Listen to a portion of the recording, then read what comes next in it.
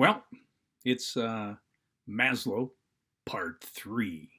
Okay. Told you yesterday my hair was bugging me, so I got it all cut off. No, no.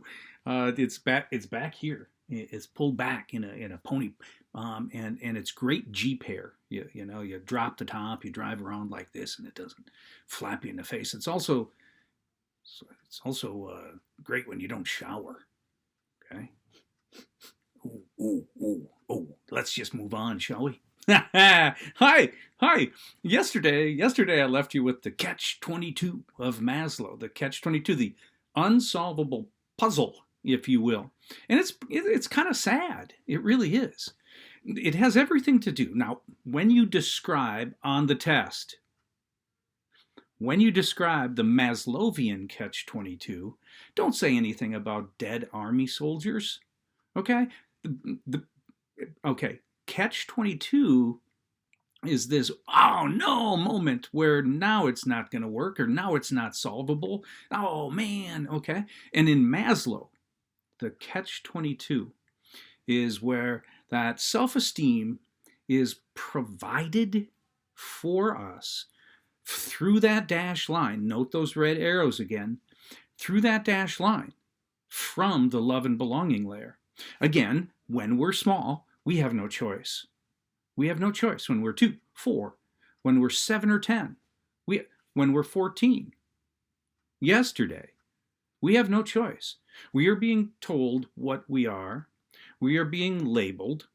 We are really being shown who we are through the eyes of others.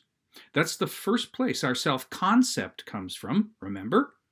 It's the first place. It's external. It comes from my grandpa. It comes from my dad. All right?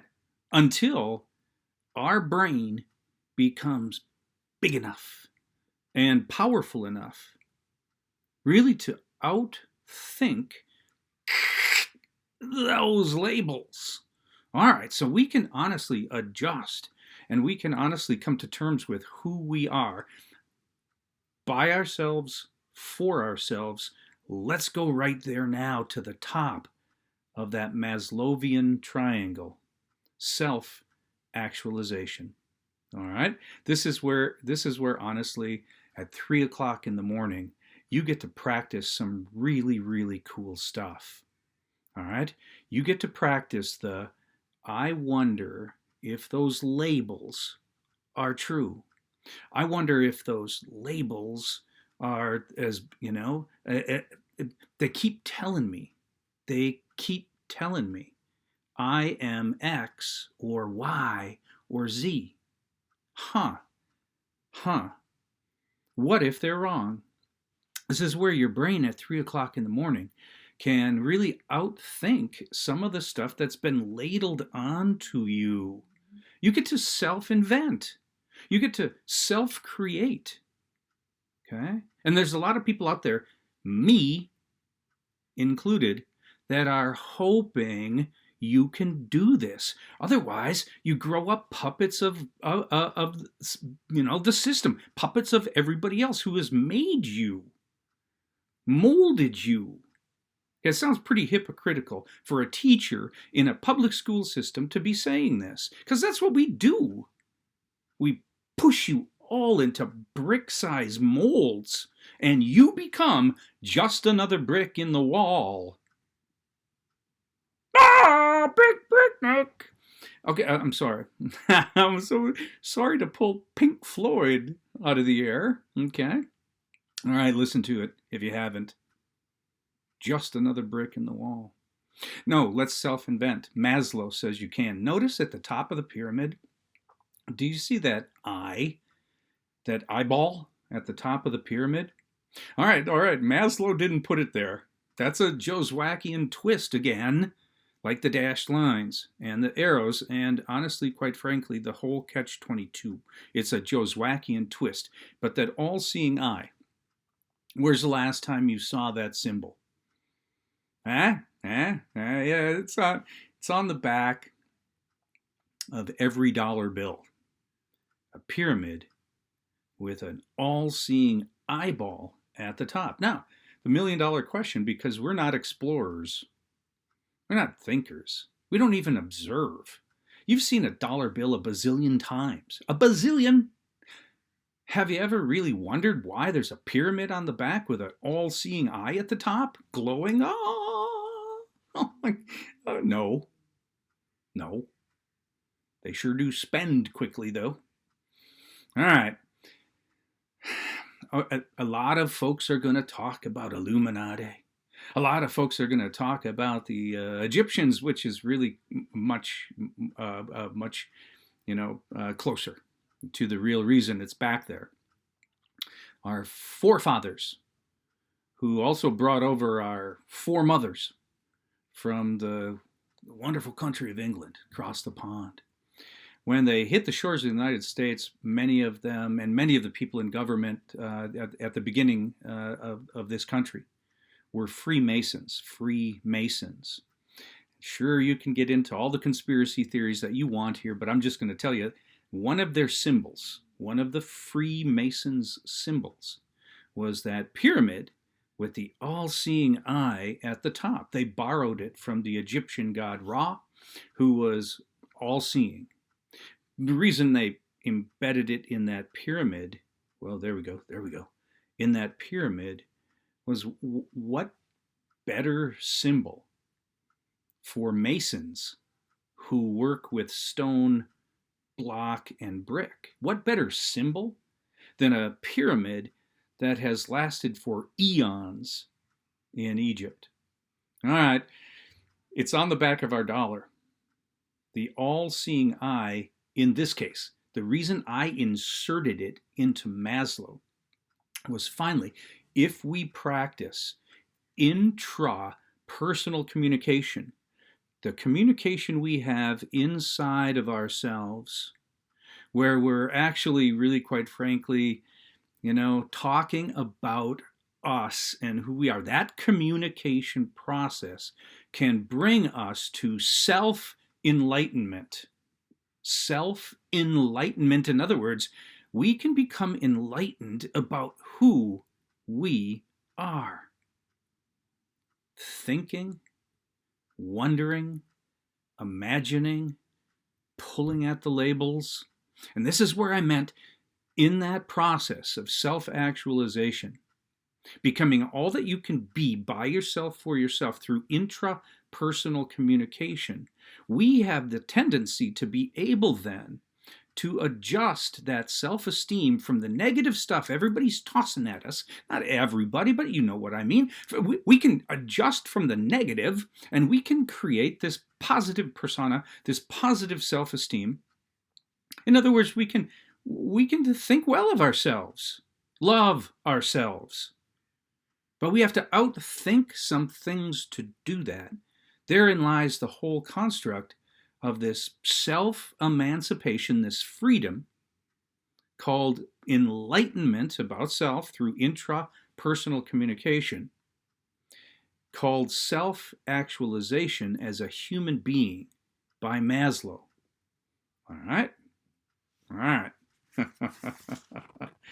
Maslow actually says this. Here's what he says. I'm reading from my notes. I got my notes now. Look at that.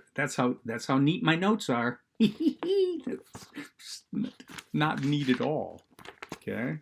They told me when I was in grade school, I had a learning disability, and I also had like ADHD off the charts, but it wasn't invented yet. So it was awesome. I could still go to school. Oh my God, they hated me. Oh, okay. All right. Listen. Here's what Maslow says. Maslow says that self-actualization is a stage of transformation where we determine for ourselves who we shall become, what our truths, our values, our attitudes about life and ourselves will be. Man, I tell you what, it takes a great explorer. So I'm going to put these pieces together again. I'm going to put these pieces all together now. We have walked up the pyramid from the base to the tippy top. All right, here we go. The physical layer is the first that needs to be satisfied. That's the food, the water, the air that we breathe, the shelter from the storm. Once I feel satisfied at that layer, I can move towards self-actualization, but I have to check off everything on the way up. For instance, I have to feel safe. If I don't feel safe, I will be hell-bent to feel safe. That's why we have, if you're looking for examples, and who wouldn't be, that's why we have locks on the doors. That's why we have laws, crosswalks. That's honestly, that's why, some people own handguns for this reason. Okay, the TSA exists to keep us feeling safe. The federal government has whole structures in place for medicines and food testing and things like that to keep us feeling safe. All right, physical, safety, love and belonging. Love and belonging. Yet you need to feel connected to other human beings. 99.99%ers of us do. All right, love and belonging. Self-esteem, as far as Maslow is concerned, we have to think well of ourselves. We have to have a positive self-esteem. That guy in the mirror, mistakes or none, he's a pretty good guy. He's a decent enough guy, man. I actually love that guy in the mirror. She looks back at you from that mirror. Okay? And sure, she's had her ups and downs and some rough times. But all in all, especially when you start pulling some labels away, all in all, she's a wonderful, wonderful person. Yay. Maslow suggests we need that positive self-esteem to ever toy with the idea of becoming all of the, construct of us, of who we are. All right. What happens when that love and belonging layer is feeding us this negative concept of ourselves that I will never be good enough? Oh my God, I've made another mistake. First of all, we walk on pins and needles in relationships like this. We do. We wonder all the time, is he gonna go off and get all angry again? We feel the oppression, the control in relationships like this, and we just love her so much. We love him so much that we keep trying and trying. We'll try again tomorrow. I'm a horrible person, and I'll get better, and I'll try harder, And guess what? Around and around we go in that catch-22. The catch-22. Until something happens. Until you realize introspectively, that honestly, quite frankly, first and foremost, you must love yourself. Okay? And then if you're not good enough for him, take my grandfather's advice. Never walk away from friends like that. You run. You never run away even. You run as fast as you can. Okay. Up at the top, the all-seeing eye of Ra, self-enlightenment. Becoming, as close to the true you as you can put out into the universe. But you got to think through it. You can't be someone else's puppet. You can't be controlled. You can't be owned by anybody. All right? Because you know why? You're worth it. You are worth it. So understand that. And like I've said before, I'm rooting for you. All right? More tomorrow. Until then, love, peace, hope. Enjoy the remains of the day.